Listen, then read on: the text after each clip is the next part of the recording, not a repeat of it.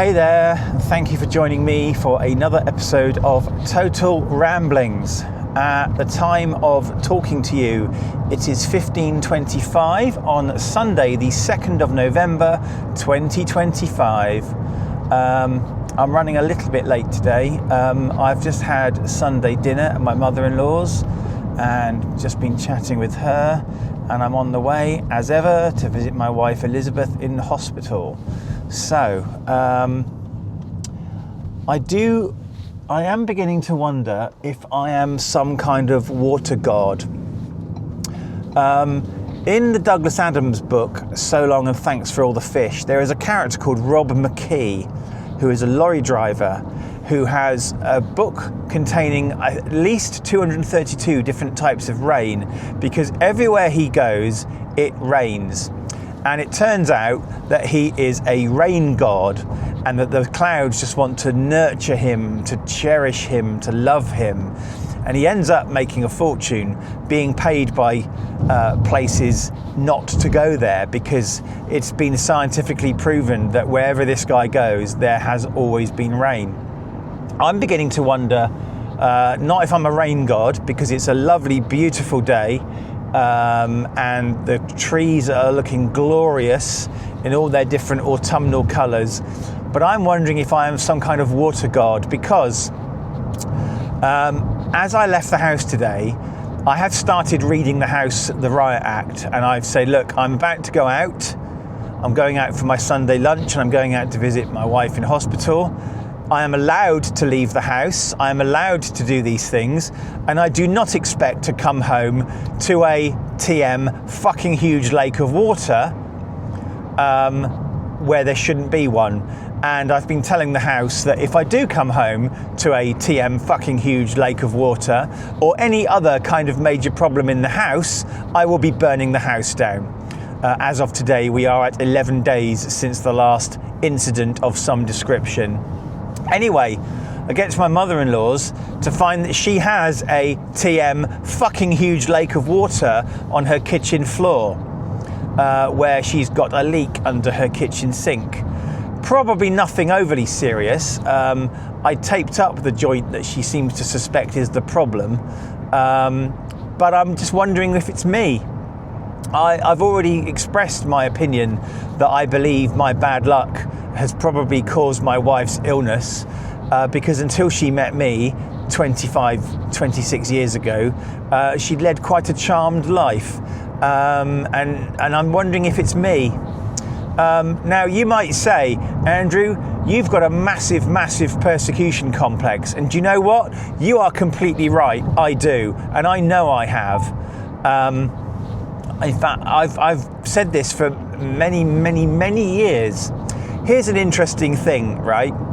The day I met my wife, or the moment I met my wife, I was sat on the end of my bed at number 120 Telephone Road in Southsea in Portsmouth, Southsea/Fratton. It's where I lived at the time. Shared a house with my housemate and semi-cousin Tom. And I was actually typing up part of my novel, which never got finished, by the way. And do you know what my novel was called? It was called Persecution Complex. Let me tell you about my novel. My novel was set in the year 1999/8, because they hadn't fixed the millennium bug, and they just reset the calendar every year.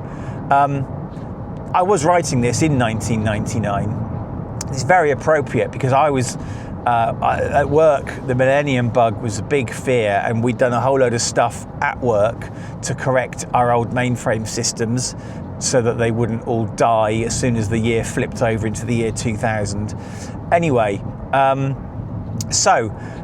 novel was set in the year 1998/8, whatever it was I just said, 1999/8, because basically this was the 8th or 9th time they'd been through the year 1999, and they hadn't bothered, or they hadn't been able to fix the millennium bug, so they would just reset the calendar every year. So it was just 1999 on repeat, and it followed this guy who, it was going to be revealed, was a nexus point for chaos.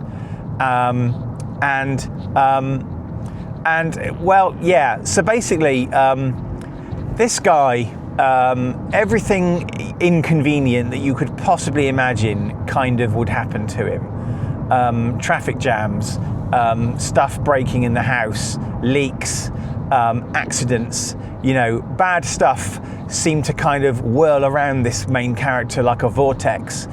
Now, it turns out this wasn't an accident. There was actually a ministry, a British ministry, or possibly a worldwide ministry, I don't know, because I never finished writing the book, basically dedicated to inconveniencing people. So they would deliberately cause traffic jams. They would, break into people's houses and cause plumbing leaks. They would cause accidents, and they would do all this stuff. I can't remember exactly what it was called, Ministry of Inconvenience or something, I don't know. But anyway, they would deliberately cause people's lives to be very, very annoying. For reasons I was never able to fully ascertain, because as I say, I never finished writing the book, and I'll tell you why I never finished writing the book in a minute. But anyway, in the book, they actually discover that there's one particular person, our main character, who they don't necessarily have to set things up for. They've done some investigation, and they're like, oh, well done on the traffic jam on so-and-so road. And they'll be like, I never set up a traffic jam on so-and-so road. Oh, right. And they would basically start piecing all these things together, and they would work out that the mere presence of this individual was causing these things. And he was like a nexus point, and they were desperate to kind of nab him, if you like, and possibly use him as an accelerator so that they could save themselves a lot of time and money by generating these events naturally rather than having to manufacture them. Anyway, also in the book, there are also sorts of, I'll tell you, there are also random chapters in the book that had nothing to do with the main story. There was one about a war between ants and spiders, and it was set in what they thought was an endless plain marked by these trenches or ditches that were sort of at right angles to each other, and it was a patio, right? They were having this endless war. The endless war between the spiders and the ants was something that me and my cousin Anthony used to imagine. Not Anthony, Matthew, who's unfortunately dead now. It's something that he and we used to imagine was happening. And so we had fly fighters. They were mechanical fighter craft flies manned by the ants. The spider equivalent was the beetle bomber, which was a bit slow. It was quite devastating. It could take a lot of damage. Fly fighter, clearly based on a TIE fighter sort of thing.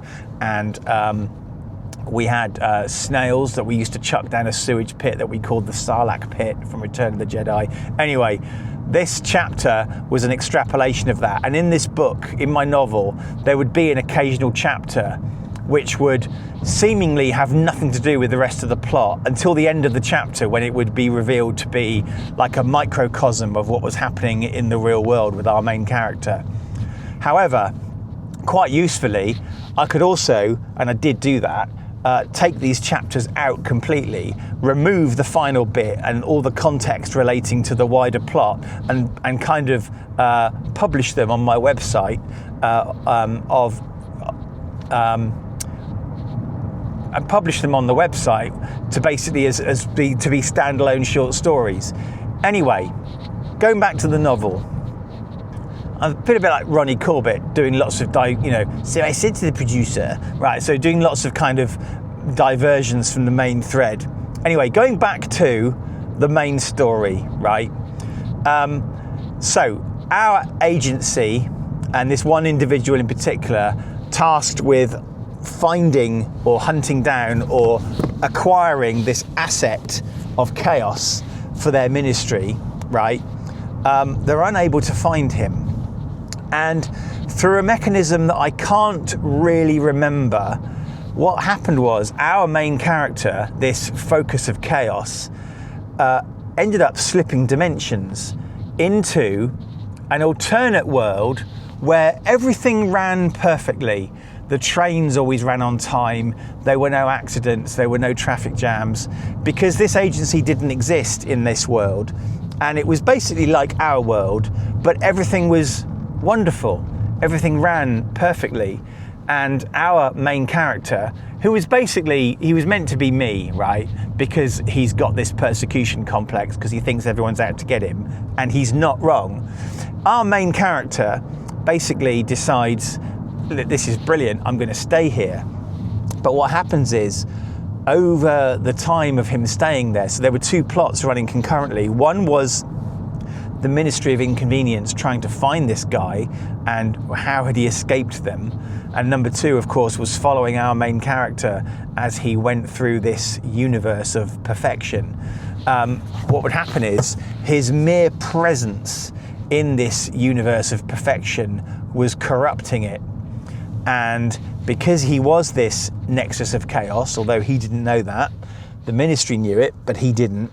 Because he was this nexus of chaos, slowly things would start to go wrong. Little things to start with, like people would lose pens, or they'd get up late for work, or they'd trip over a paving stone that suddenly was crooked when it wasn't before. And his very presence was corrupting the world. And that was really as far as I got with the book. Ultimately, so our main character, he had a persecution complex, because he was this unknown agent of chaos and all this shit was happening to him because it was him. But also, of course, it turns out that there was this agency, this Ministry of Inconvenience, who were basically just fucking with everybody and causing major problems and messing everything up for everybody. And that was the story. I never really worked out how he was going to get out of this other universe. I suspect, if I remember rightly, it was something like this Ministry of Inconvenience basically were able to track him down and pull him back into our world. But by that point, this other universe of prior perfection was so corrupted, it was too far gone. And they were able to, the ministry was able to pull him back into our world to resume normal work and basically fire half of their staff, because now they had this weapon they could use against people to massively inconvenience everybody. And that really explains a lot of my thoughts around the world, right? So I got to admit, right, the film The Truman Show really did a fucking number on me. The fact that, this is going to be weird, right? And I'm going off on another tangent now. I used to, when I was, shortly after I first moved in with my grandmother, after my family business had mysteriously burnt down, stepfather number one, and my mother had moved out and that I had managed to escape his clutches, I was unemployed for 6 months and had no work. I was 20 at the time. I had no work, had no money, couldn't even claim social security, because my mother, who was the accountant for the business, despite deducting it from everybody's wages, hadn't actually paid it on. And I went to try and get unemployment benefit, and I was told I couldn't because I hadn't paid up my stamp. So, basically never get involved in a family business is what I'm saying. Anyway, I had no money, and I ended my Aunt Pam, who I'm still in touch with. She visited Liz a few weeks ago when I couldn't. She actually paid me to clean her house every week, and that was like the first time that I really remember having these thoughts. But at that time, I distinctly remember assuming that the entire house was rigged with cameras and that I was being watched to make sure I'd done a good job. Now, back in 1991, the technology probably wasn't really readily available.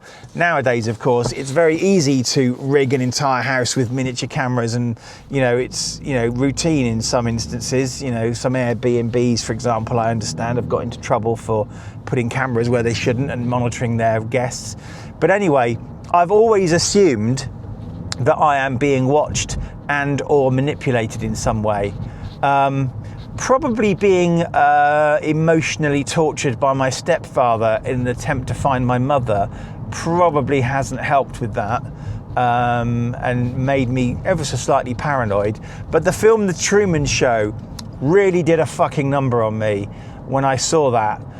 The fact that this guy was the center of everything and everyone around him was an actor, and his entire life was being controlled and monitored, and that he was basically being watched all the time by millions of people. And that film really did a number on me. And this is kind of partly where my book Persecution Complex came from, was that this guy got so paranoid that he was being watched and messed with and observed and being manipulated. And it turns out to be completely true. Yes to all of these things. It's all true. He was being watched and manipulated and controlled. And, you know, that's all there is to it. So that's kind of part of the Persecution Complex book, novel that I never finished writing. And I'll tell you why I never finished writing it. And it's because I met my wife. I was literally, going back to the beginning of this story, I was sat on the end of my bed at 120 Telephone Road in Southsea, and I was literally typing part of my novel, and I got pinged on ICQ by my friend Karen with a name, Liz, and an ICQ number. She wants to meet a man, and I pinged Liz, and we ended up talking on the phone for hours, and I never finished my novel. Never finished it. And that's because I got into a relationship. My first relationship, and in fact my only relationship. I was 28 years old, and I'd never had a girlfriend. Not even a random hookup partner before that. Make of that what you will. So, yeah, that's how I never finished my novel. I don't know how I got onto that topic now, but anyway, it's an interesting one, isn't it? So I'm on my way to visit Liz. By the time I get there, it's going to be just gone 4 o'clock.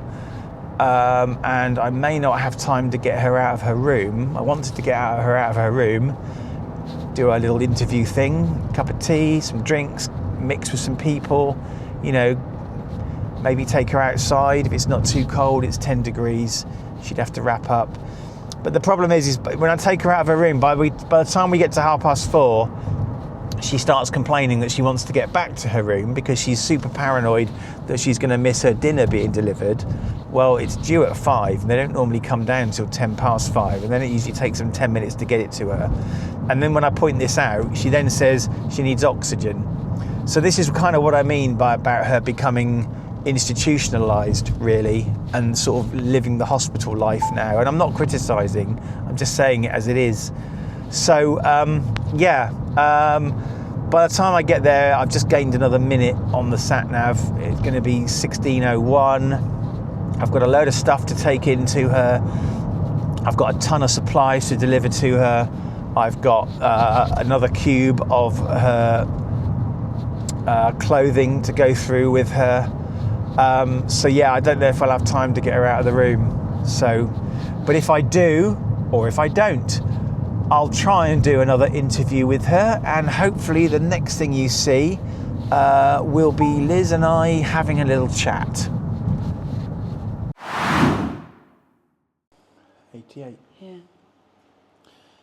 That means you're going to go back in time. Don't know that that's really true. Well, try it. Nothing's happening. You're at 87 now, so it's no wonder it's not worked. Say hello to the boys and girls. Hello, boys and girls. Wave to the boys and girls. Tell us what you've been doing over the last week since we last spoke. Monday I had a shower. Tuesday I had physio, bike riding. How far did Wednesday. you ride? I don't know. Oh, I did 3 lots of 10 minutes. good story, thanks. 1 forwards, 2 back. I did Wednesday I had hydro. Thursday I had physio, lots of exercises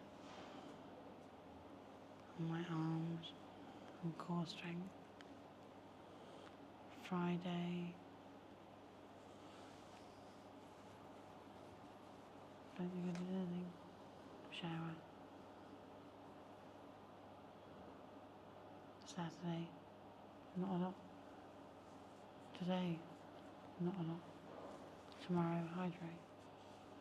And what news have we had this week?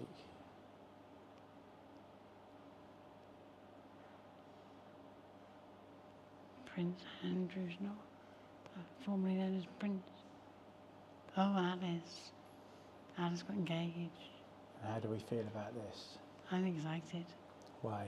I'm excited and happy. You told her that? What did she say? Happy. Did she show you the ring? Did she take it off for you? No, I didn't ask her to. Oh. What did you think of it? I got money. What did you think of it? Nice. It's her choice. So, I just told her not to wear it to work. Why? In case she loses it. Okay. It's a very expensive thing to lose. Yeah. Is it insured? I don't know, I didn't ask that. Okay. But she was pleased, I was excited. Has she got indifference from you? Has she got indifference from you? Which is what she expected. Yeah. Not happy nor sad, or you know, happy but not excited like I am. And obviously the other Started raining now. parent involved, not particularly happy. No. But we can talk about that off here. Yeah. What's the Prince Andrew thing? Well, he's no longer Prince. Andrew. The Andrew formerly known as Prince. Yeah.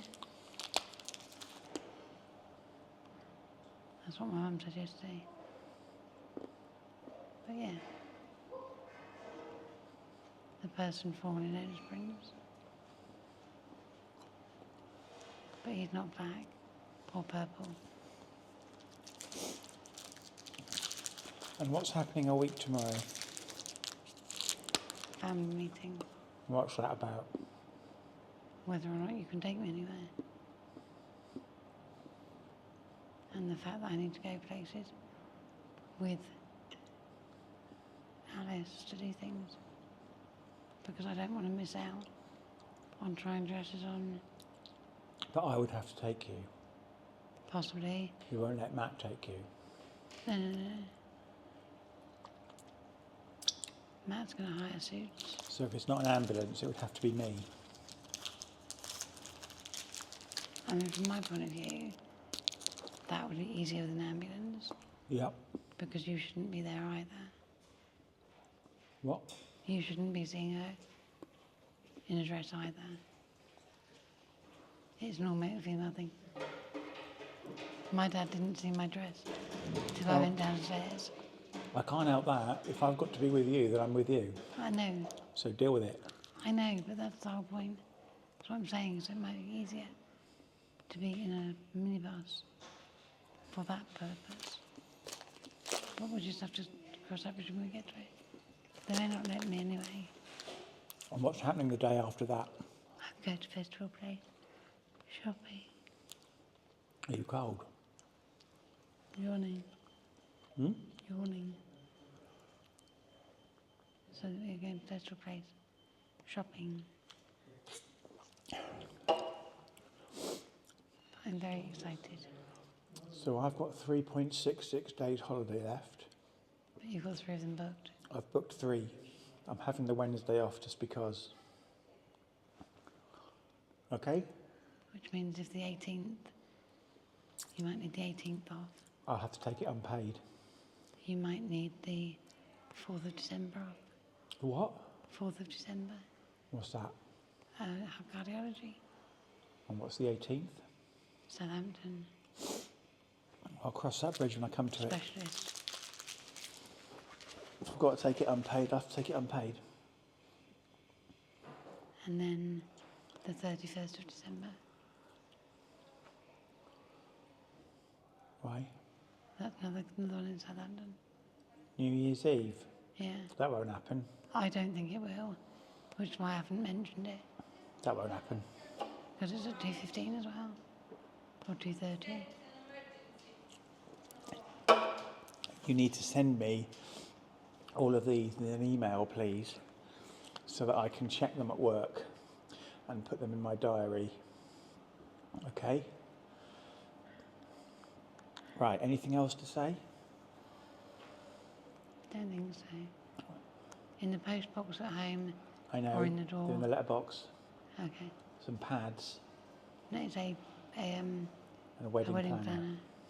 Well, they didn't arrive till after I'd left. It's just a wedding planner, isn't it? And some pads for cleaning something.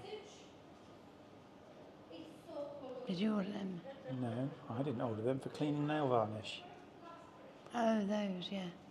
Nail varnish remover. Yeah. Okay. They were in the basket. I didn't order them. Oh. You must have done when you... I do. Okay, what did I order? I ordered your sweets. I ordered the salt for the dishwasher. No, the water softener. Yeah. Okay, all right. And they were in the basket.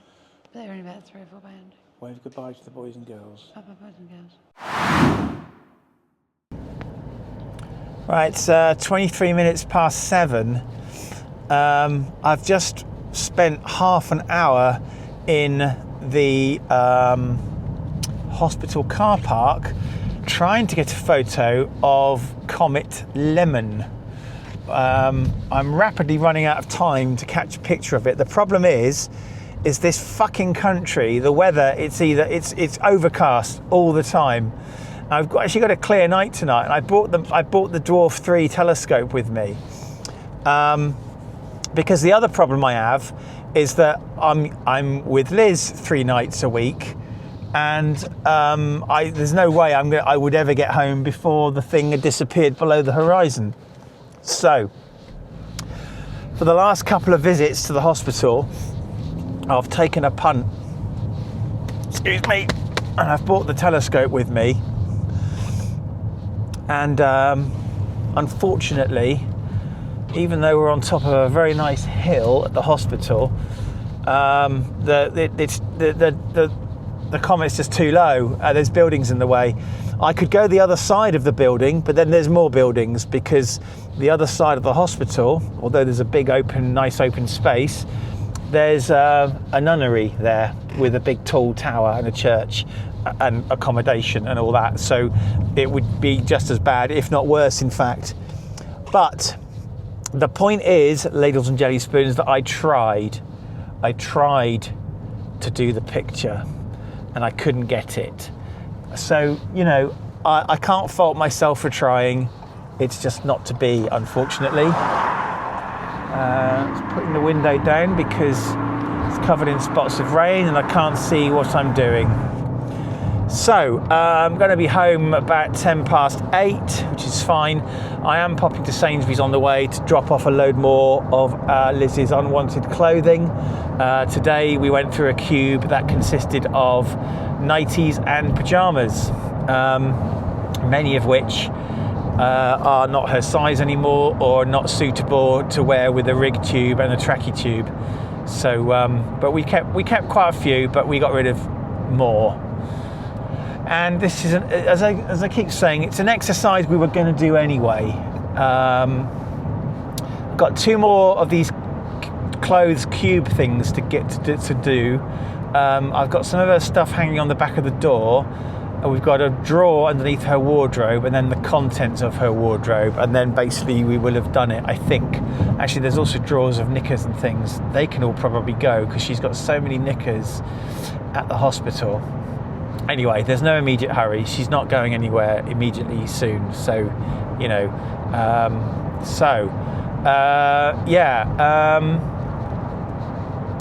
shame I couldn't get the Comet tonight.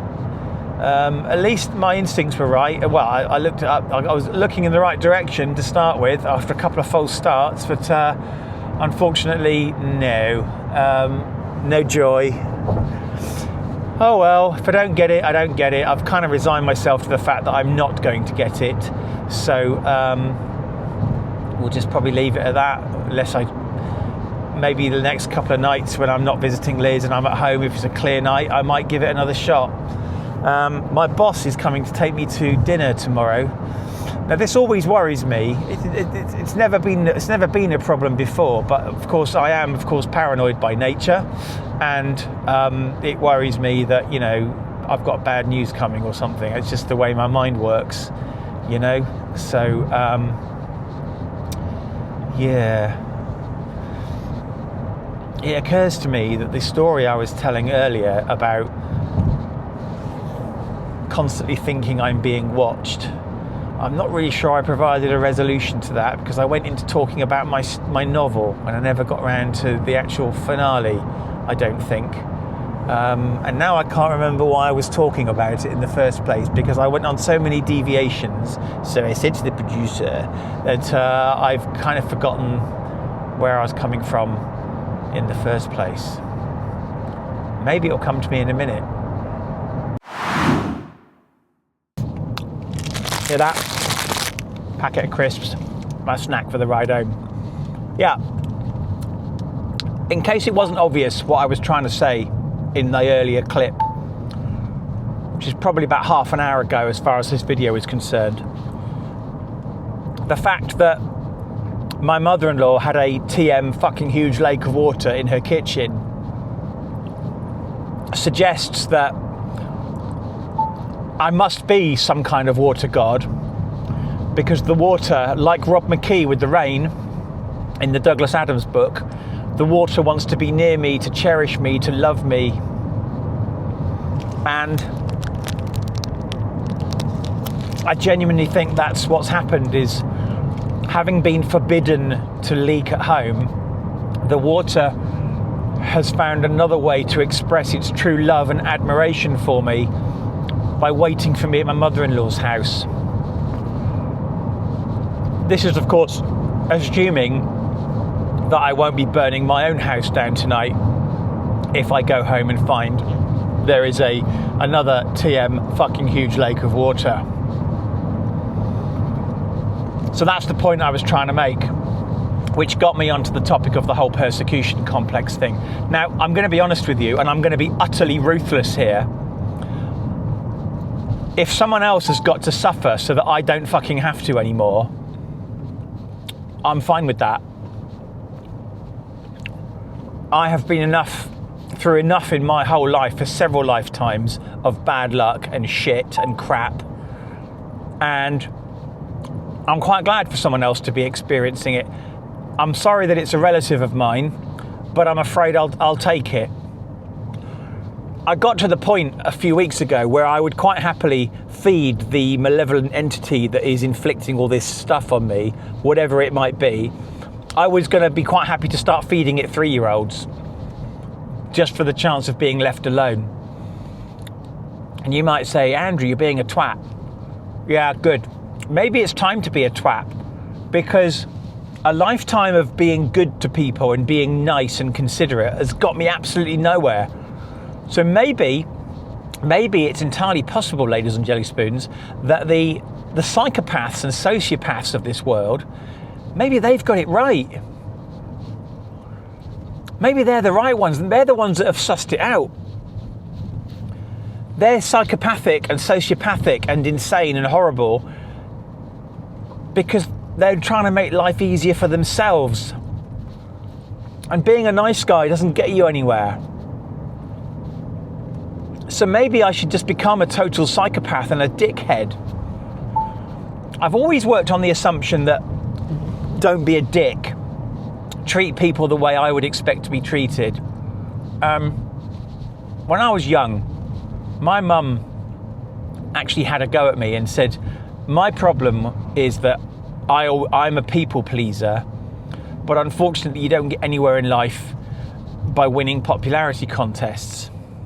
And I always thought that was a bit harsh, because also there's no reason to be a dick to everybody. And so, as a direct opposite reaction to that, I've always tried to be nice to people, generally speaking. If they cross me, then I'll make their life hell. But generally speaking, if they haven't done anything to me, I won't do anything to them. It's another similar thing. Another reaction against my mother is, you know, I've mentioned this before. Every time we would go to a family gathering, she would always turn up late. And she would drift in and would like to be the centre of attention as everybody turned and gasped to look at her. Oh, it's Sue, she's here. You know, and that used to piss me off. So I massively overcompensate for that by getting places early. If I've got a meeting in London at 2 o'clock in the afternoon, I'll leave the house at 10 o'clock in the morning, get a 10:30 train, and I'll make damn sure that I'm there hours ahead of time, and that I've scouted the area, and that I know where to go. It's only once I've physically located the office and I've gone into the foyer and I've seen which floor I'm meant to be going to and confirmed that I'm in the right place.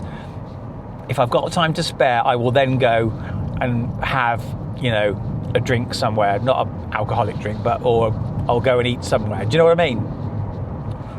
And I've got to meetings 3 hours ahead of time before.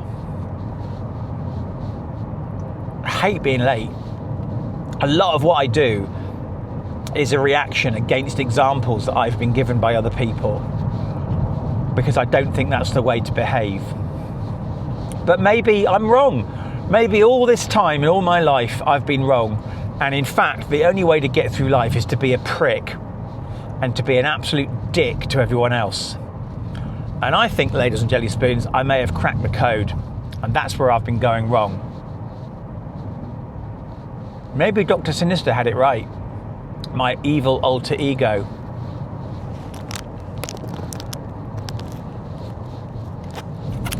It's food for thought, isn't it?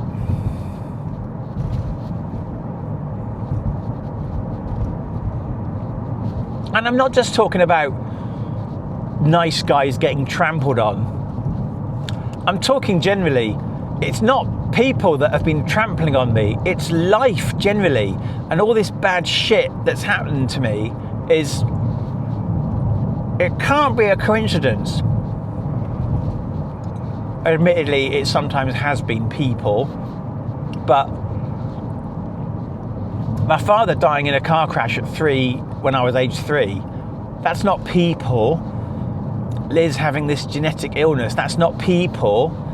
There's other stuff that's happened to me that has been people, or a person in particular, but it's not always people. It's just, and I try not to get superstitious and, you know, imply magical higher deities or whatever, or higher life forms sitting on clouds judging people, but I just feel like it's just life in general, the world, the planet, the universe, as almost a conscious entity. But I rail against that, because I try not to go down the religion route, you know. But again, maybe I'm wrong. Maybe everything I've ever done has been wrong, and every thought I've ever had has been wrong. Maybe there is something to it after all, and someone is genuinely out to get me for some weird crime that I've committed. That's my point, is what have I done to deserve all this shit? You know what I mean? So, actually another answer, right, is maybe if I start giving some shit out, I can kind of get payback for what's happened to me in my life. I'm just rambling here. I'm unlikely to do that. I intend to try and be a nice, reasonable person that's nice and considerate and kind to everyone else. It's like that speech in Doctor Who, you know, where I think Peter Capaldi, the 12th Doctor, I think, I've lost track, says, 12th Doctor says, I don't do these things for fame or reward or riches. I'm paraphrasing here. I don't do these things for any kind of reward. I just do it because it's just kind. It's just a kind thing to do. Just be kind. And you would think, if you were to follow you know, karma or Buddhism or something, which I don't, but if you were to follow that school of thought, given how I've generally treated people throughout my life, that I should be getting the rewards of that, but I'm not getting the rewards of that. I'm getting shit. Something just ran out in front of the car. I didn't hit it though.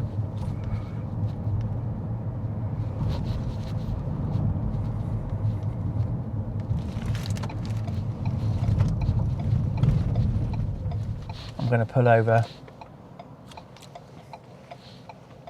I didn't hit it. I think it was a cat. But that scared me for a moment.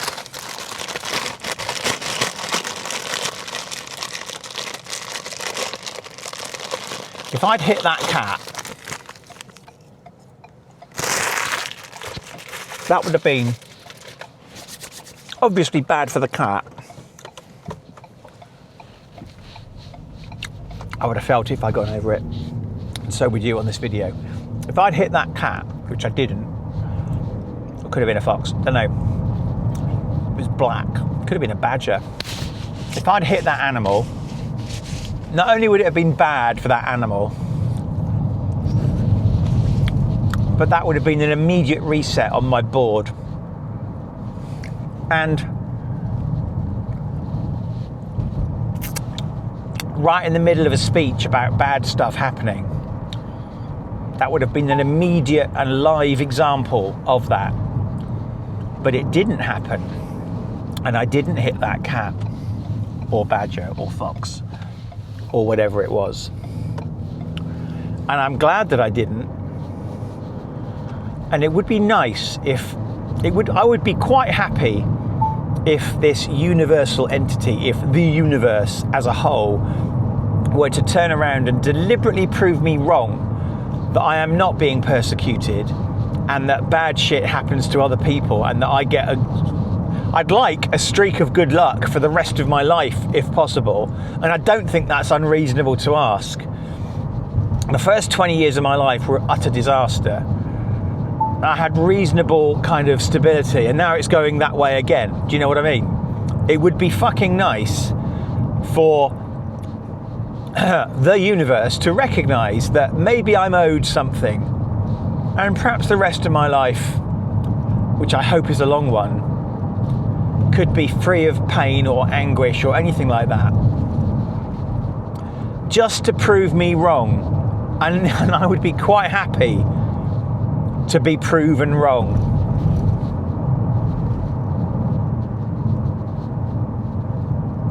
Do you know what I mean? In this instance, I would be quite happy to be proven wrong. No, Andrew, you're not being persecuted. You've just had a run of bad luck. Here, have some good luck for a change. You deserve it. Just to prove me wrong. Prove me wrong, universe. Prove my thoughts wrong. I bet you can't. I bet you're incapable of doing it. Because apparently you hate me so much. This is a proper ramble now, isn't it? Proper episode of Total Ramblings, this is. Anyway, I tried doing the lemon comedy thing. Unfortunately, there's lots of trees, and even on the top of a hill, I couldn't get. They're probably where I need to go. It's probably somewhere like Beacon Hill, where there's nothing on top. But getting up there at night with all the equipment that I need, with warm clothing as well, on a night where there's not going to be any clouds, I certainly wouldn't climb it at night. That's a death trap. So you'd want to go up in the day, and you'd want to pray that the clouds held off. And, you know, but that's the sort of place you need to be, because also you're higher and you would see the thing for longer before it dipped below the horizon. And yeah, it's very treey in this area. So yeah, just my thoughts, lots of rambling going on there. That's the nature of this kind of video. and indeed the nature of this vlog. If you're still listening, well done.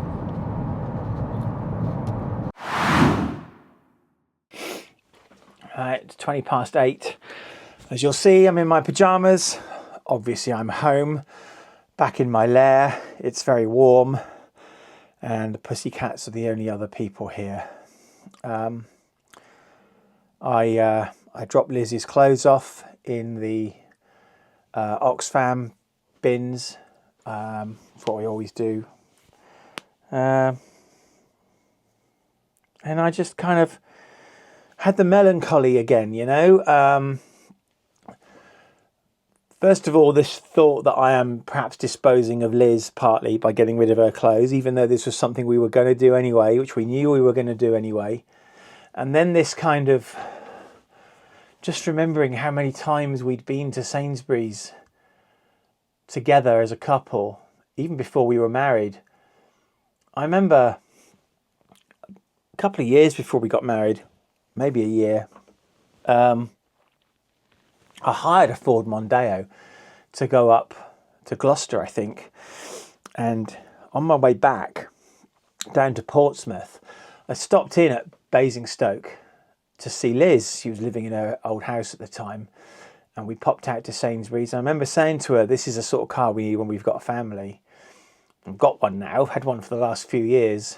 But it was just kind of, it's thoughts like that keep hitting me. You know, that she's not there with me, and she's not here with me now. She's not home with me to enjoy the home and keep me company, me keep her company, look after her. You know, I used to always take her Sunday dinner up to her bed. Her tea, she'd go to bed early and watch telly. It's what she liked to do. So just kind of thoughts like that are constantly intruding on my brain, you know. This is our home. We built it together. Not literally, but, you know, and she's not here now. And one day she won't be here at all. Hopefully that's a long way away. But, you know, that's what I'm struggling to cope with at times. It's coming back to an empty house. I'm really sorry for rambling on in this episode, but this is Total Ramblings, so I guess you kind of knew what you signed up for. If you've listened this long, thank you so much. Please remember to join me for the next episode of Total Ramblings. I might have some Lego stuff coming up. I've also got those Star Wars figures to unbox and take a look at. So not exactly cutting edge reviews, but you know, this channel never is really cutting edge. Thanks very much for watching. Please do all the usual YouTubey stuff, like, subscribe, comment, hate, unsubscribe, do whatever you like. Nearly at 400 subscribers. At the time of checking, I was at 394. Nearly at 400. That'll be a nice celebration. My ultimate target is 500. Obviously, my ultimate target is millions, but that's not going to happen. But 500 would be nice. So yeah, anyway, I'm going to shut up now. Bye.